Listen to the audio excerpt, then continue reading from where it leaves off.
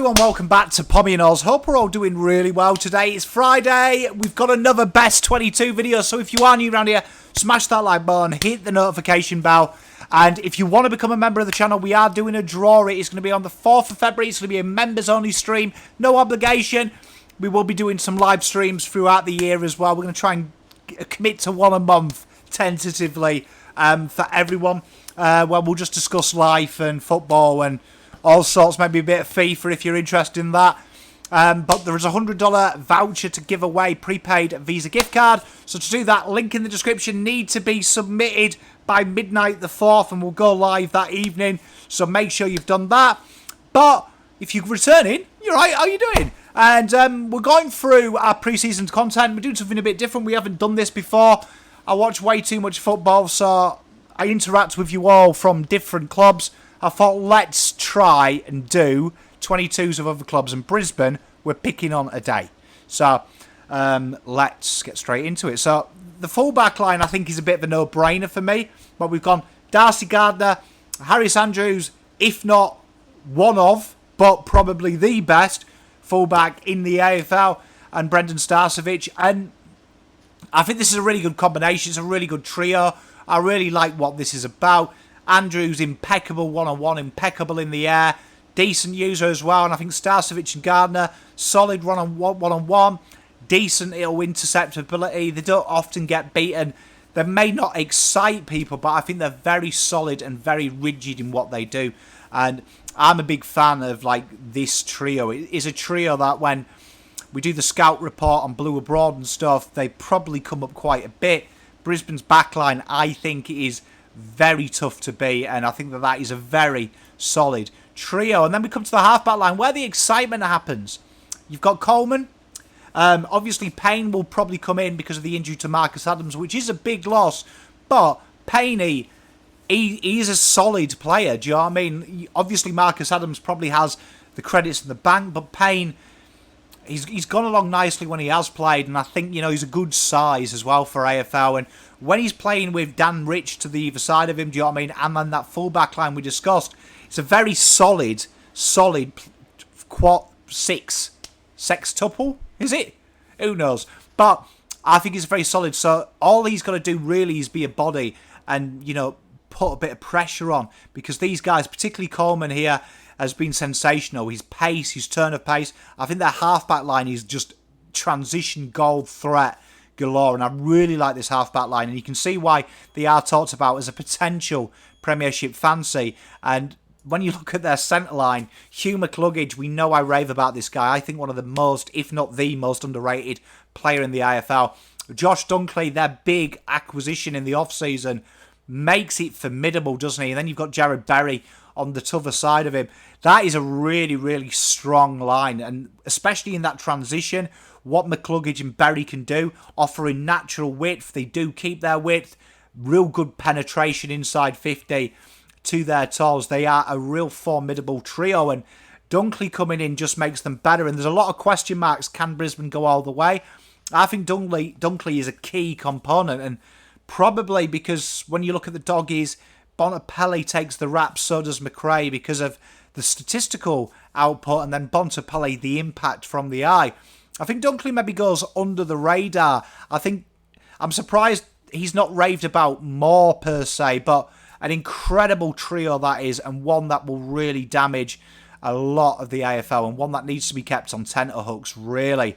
The half-forward line, one of my favourite players to talk about is Cam Rayner, and I really like him, and this is where I always complain about similes and comparisons in the draft. Something that I try and avoid doing. I try and give a very realistic one of what he's going to be like early doors. He was compared, remember, to the 2017 Dustin Martin. And Dustin Martin's final series is arguably one of the best final series of all time. It's in the conversation. It's certainly top 5, top 10. And huge raps. So I think when people see his output early doors in the 4 or 5 years he's been in the AFL, people instantly think 2017 Dustin Martin. But it took Dustin Martin a while to get to that level. And I thought Cam Rayner last year showed some real signs. He had the injury early doors in his career. I'm a real big fan of Cam Rayner, and I think I've got a feeling that he's really going to make you start noticing in 2023. I think he's a very good player. Joe Daniher, he does what he says on his tin, and I think he gets a lot of... He falls under that Silvani category of the name clouds the output. And I think Joe Daniher, he was 90% fit all last year, wasn't he? Pretty much most of the rounds he was available. Little niggles here and there, but get him right with the people delivering the ball into him. He's going to be formidable for him. Cam Rayner, I think, working on side and then getting some mid-minutes. And then you've got on the other side, Zach Bailey, who, again, is another player that I think is really undersold of what he does. Real good kick, very good vision as well, good turn of pace. He works incredibly hard. Both of these guys as well, Rayner and Bailey, work incredibly hard defensively as well and really get back into position to stop any turnover. They were really hard-working players.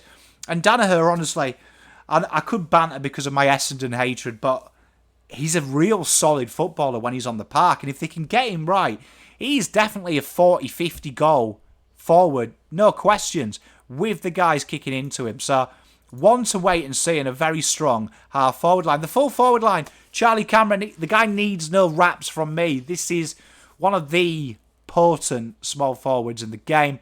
Incredible X-factor, incredible turn, that he can just turn a game on a sixpence. And when he's working off these guys, it's very strong. Eric Hipwood is a guy that I think needs to really push out the potential. He's got so much potential. You see it.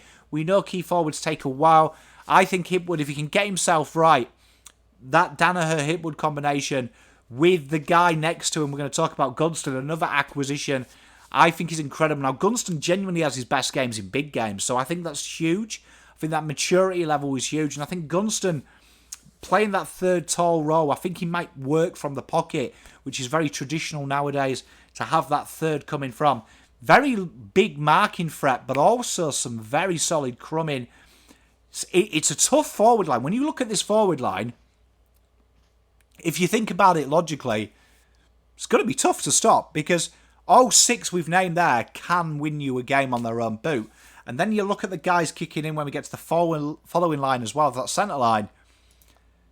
It's deadly, but I love the Gunston acquisition.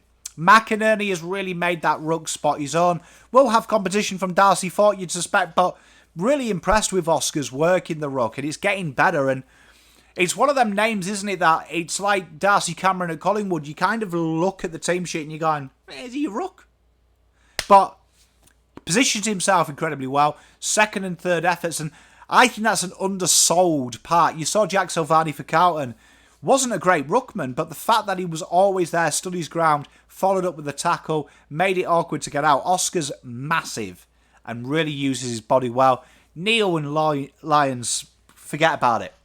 Do you know what I mean? You're talking two of the premier duos in the AFL, and Lachie Neale, I never know how the AFL media view him. I think some of them fall under that Tom Mitchell, Jack McRae role, where it's like, oh, they get 30 touches, what do they do? And all three of them players, if you're honest with yourself, they lead to something. Do you know what I mean? And I think Neil stands out a bit more because he has got that potent threat at hard forward when he rests there.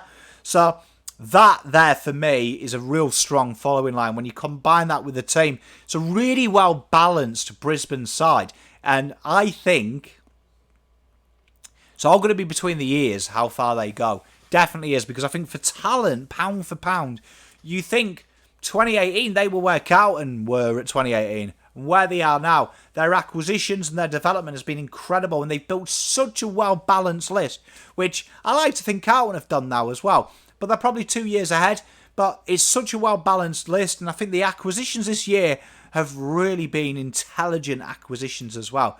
They haven't just thrown the toys out of the pram. They've got a mind. On the interchange bench, then, we've got Dane Zorko. This guy, you know, he divides opinion, doesn't he? But, I mean, he's the heart and soul of the Lions side, do you know what I mean? And I think when you look at the 22 we've named, the 18 guys that we've just gone through, this guy's got that evil spirit, that little tenacity, which I think does drive them. It's horrible to watch as an opposition fan, but I think if you're honest, you do need that kind of thing. Might be a surprise for some people, but Conor McKenna. I think Brisbane's strength is in transition, and I think that when you've got Daniel Rich, who's so good with the booming kick. I've got a sneaky feeling that McKenna will play early doors, and I think people forget how bloody good he was at the Bombers. In this side that loves them handball chains and loves that run and stun, McKenna's going to stand out like a sore thumb. He's going to literally really reckon, and I think that this could be the most important signing for the Lions side. What that brings to Lions, I'm excited about watching what it looks like on field. Lincoln McCarthy, been very solid, probably unlucky not to be named in my starting 18, but I think does what he says on his tin, works hard defensively, can snag when he needs to, and then obviously their big pick, early pick, Will Ashcroft, father's son, the pick one by rights, by talent. I think he will definitely be in the starting 22, an incredible player. Now, obviously on this show we do something different. We don't name the 23rd man because we find it the most nonsensical thing. Make it a 5th rotation AFL. Makes it a lot more sense. But the 4 guys that we're going to be keeping a close eye on that I think could break in, or maybe you're unlucky. Starting with Darcy Wilmot. This kid is incredibly talented. Not talked about an awful lot, but he has got all the tools to be an AFL grade footballer and an AFL starting 18, and probably a top 15 in his position in the AFL. Strong air relief, good body use, decent turn of pace, good user. He will be someone that I suspect will be in the best 22 come the end of the year. Noah Answorth, this guy plays everywhere. He's been very versatile. Probably unlucky not to make the team. Slowly building, and he's a guy that, you know, for fantasy purposes, if you're in dynasty leagues like me, does surprise you with his output as well from a statistical point of view. He will be a guy that will be in and around the conversation. And then 2 exciting ones to finish with. Jasper Fletcher, in my opinion, the best wingman in this draft class, and was very, very undersold purely because he was landlocked to Brisbane. I'm surprised a pick didn't come in early for him. Watched him in VFL as well when he made that. Although he didn't set the world alight, you saw this guy can change a game, and I reckon he'll be in the conversation come by about round 4, round 5, potentially round 1, depending on how he does. But Jasper Fletcher, for me, an absolute jet. And Devitt Robertson, the unlucky slider in the draft, he's a guy that I feel is at the age now where I've seen some photos of him. I haven't checked out any Brisbane training footage. I've just been reading reports and stuff, so I'm not privy, but from the eye, it looks like he's put a bit of physicality on. And this guy here, I think, was very undersold. Another victim of the not ticking the right boxes. I wouldn't be surprised to see this guy go a bit further. But Lions fans, come at me. Try and be kind. Remember, I only watch every game of you guys, but I have to admit, not an expert. I mean, not an expert on the inner workings, just purely from what I've seen and from a little bit of research of over the years. Let me know how close I was. I think that's fairly good, to be honest. It's quite hard, though, because you've got a few players. Let me know in the comments. Have a great weekend. Make sure you enter that comp. Link is in the description. It's $2.99, I think, is the cheapest to win $100. See you on Monday. Pom out.